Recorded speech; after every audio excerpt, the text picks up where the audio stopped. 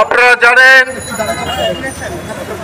বর্তমান যে সরকার তারা ক্ষমতা দখলে রেখেছে গায়ের জোরে।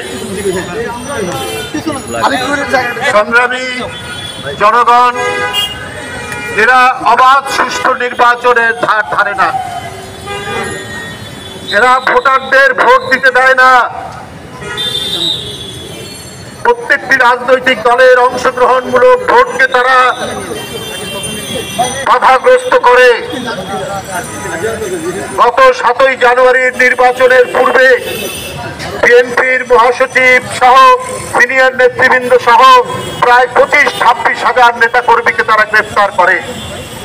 ওরা অংশগ্রহণ করার কথা বলে, কিন্তু তারা একতরফা নির্বাচন করতে চায়। তার প্রমাণ সারা বাংলাদেশ থেকে বিএনপি এবং যারা গণতন্ত্রের কথা বলে তাদেরকে বন্দী করে রাখে।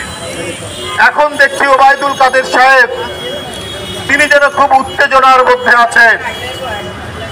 তার উত্তেজনা যেন কোনোভাবেই প্রশমিত হচ্ছে না। তিনি মানসিক অস্থিরতায় ভুগছেন বলে মনে হয়। ডোনাল্ড লু মার্কিন সহকারী পররাষ্ট্রমন্ত্রী দক্ষিণ এশিয়া বিষয়ে তিনি বাংলাদেশে এসেছেন। তার আশা নিয়ে বিএনপির কোনো নেতা কোথাও কোনো কথা বলেনি, কিন্তু প্রতিদিন মনে হচ্ছে জ্বরে যেমন প্রলাপ বকে তেমনি ওবায়দুল কাদের সাহেব প্রলাপ বকছে। এর কারণ কি আমরা জানি না। উনি বলছেন ডোনাল্ড লু কি বিএনপিকে ক্ষমতায় বসিয়ে দিবে, ডোনাল্ড লু কি বিএনপিকে ক্ষমতা দিয়ে যাবে, ডোনাল্ড লু কি তিনি নিষেধাজ্ঞা দিবে, এই আশায় আছে বিএনপি। তো বিএনপি তার আশা নিয়ে এবং সে কি করবে এই নিয়ে কোনো নেতা বিএনপির কি কোনো কথা বলেছে? বলেনি। কিন্তু ওবায়দুল কাদের সাহেব এসব বলে যাচ্ছে। উনার কি প্রচন্ড জ্বর হয়েছে যে উনি কি এইরকম ভুল বকছেন, প্রলাপ বকছেন কেন? অর্থাৎ একটা বড় ধরনের অস্থিরতায় তিনি আছেন। উনারা গণতন্ত্রকে ধ্বংস করে ভোট নির্বাচনকে দখলে নিয়ে তারা গোটা জনগণকে, দেশবাসীকে তারা বন্দী করে রেখেছে। গোটা বাংলাদেশকে উন্মুক্ত কারাগারে পরিণত করে এখন জনগণকে বিভ্রান্ত করার জন্য নানা কথা বলছে। তার একটি হলো এই মার্কিন সহকারী পররাষ্ট্রমন্ত্রীর আশা নিয়ে এই যে জ্বরের প্রলাপ বকা, এই বকাটা তার একটা উৎকৃষ্ট উদাহরণ। আপনারা জানেন সব দিক থেকে এই সরকার একেবারে ধ্বংসের শেষ সীমানায় উপনীত হয়েছে। বাংলাদেশ ব্যাংকের গভর্নর বলছেন যে অর্থনীতির এই যে করুণ অবস্থা ধসে যাওয়া, এইটা আমার কর্মজীবনে দেখিনি। এই বাংলাদেশ ব্যাংকের গভর্নর বর্তমানে যিনি আছেন তিনি এই সরকারেরই মনোনীত। আবার উনাদের যে জ্বালানি উপদেষ্টা কি যেন নাম উনার,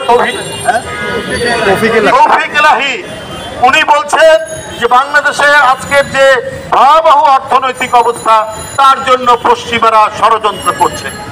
এই ষড়যন্ত্রের নবতত্ত্ব তৌফিক এলাহিরা দিয়ে মনে করছে জনগণকে তারা বিভ্রান্ত করবে। কিন্তু এটাতে যে জনগণ বিভ্রান্ত হবে না, তাদের প্রতিটি কাজ হচ্ছে অবৈধ, এদের জনগণের কোনো রায় নেই। তাই দ্বিতীয় দফা যে উপজেলা নির্বাচন হচ্ছে 21 তারিখে, এইটা আপনারা যারা এখানে উপস্থিত আছেন তাদের কারো না কারো বাড়ি কোন উপজেলায় এখানে নির্বাচন হবে। আপনারা বাড়িতে আপনাদের বাপ মা, আপনাদের প্রতিবেশী, আপনাদের আত্মীয় স্বজন, আপনাদের ভাই বোন, আপনাদের সন্তান যারা যেখানে আছেন উপজেলায় তাদেরকে বলবেন এই ঘৃণ্য দখলদার জনগণকে বন্দী করে রাখা এই সরকারের উপজেলা নির্বাচন তারা প্রত্যাখ্যান করবে, তারা বর্জন করবে। আপনাদের সকলকে ধন্যবাদ। আরো দু একটা দিতে পারে ভাই, দু একটা দেন।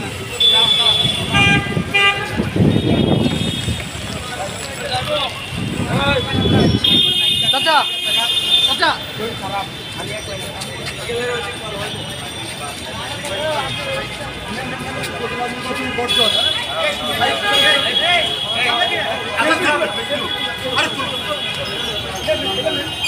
নেন না।